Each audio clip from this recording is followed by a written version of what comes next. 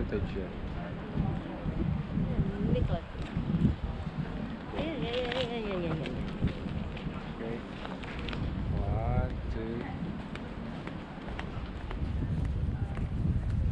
Okay.